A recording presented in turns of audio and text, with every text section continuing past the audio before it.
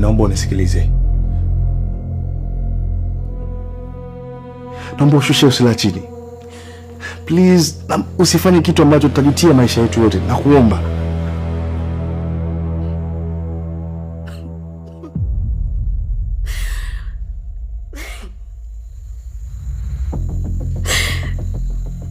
Kwa hiyo hiki ndicho ulichokuwa unanificha siku zote? Umekuwa unaniacha mimi mwenyewe nyumbani, unanifanya nalala peke yangu kila siku.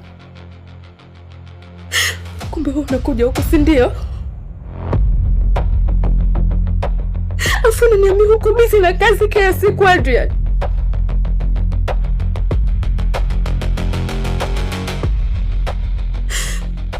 Alafu unaniambia niende nikamwombe msamaha yule mwanamke nikitaka kutengeneza amani na wewe.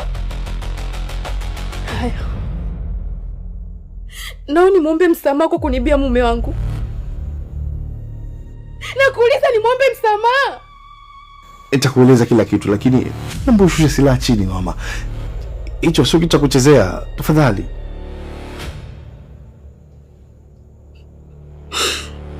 Hapana, siwezi. Nimechoka Adrian.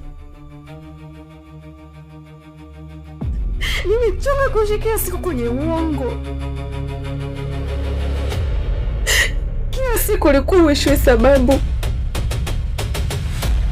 Kila siku unaniambia uko busy na kazi, uko busy na mambo yako.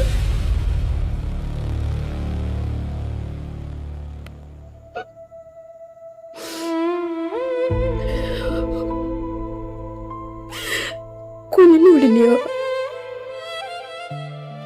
Kwa nini ulinioa kama ulikuwa hutaki kuwa mume wangu? Ungeniacha niishi maisha yangu. Ungeniambia mapema kuwa una mpenzi, Adrian. Na unajua kabisa nimekuwa nikimdanganya babangu kila siku kwa nina furaha. Mume wangu ananipenda sana, lakini hata ni uongo.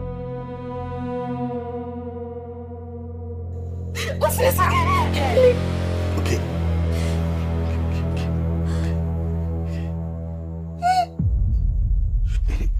Najua nimekukosea mke wangu, naomba unisamehe tafadhali.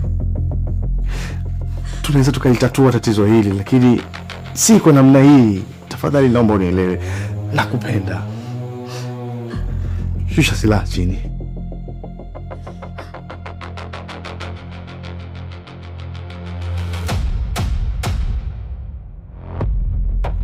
Babe,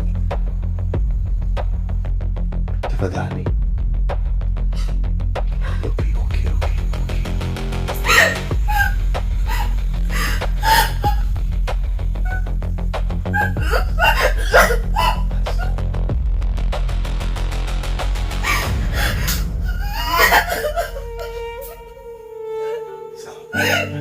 Usitamani viatu vyangu kama ujui nilipopitia.